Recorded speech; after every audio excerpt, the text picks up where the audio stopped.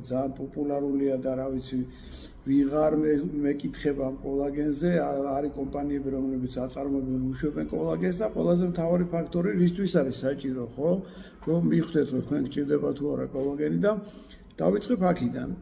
რომ კოლაგენი ჯერთი არსებობს რამდენიმე სახის, არის თქვა კოლაგენი პირველი ტიპის, მეორე, მესამე, მეხუთე, მეათე, ყველას თავისი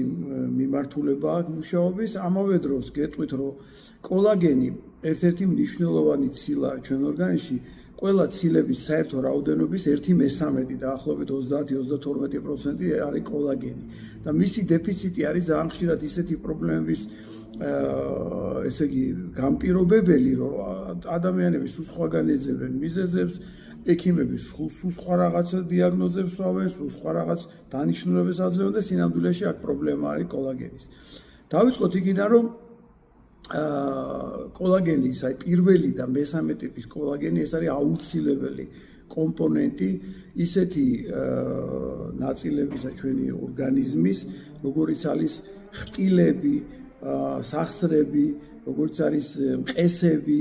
და აი ხშირად ალბათ ადამიანებს გონიათ, რომ აი თქვა ხერხემლის პრობლემები დაეწყება, ძალიან ხშირი არაბათ მეკითხებიან ხოლმე აი დისკოზი მაგ დისკოპათია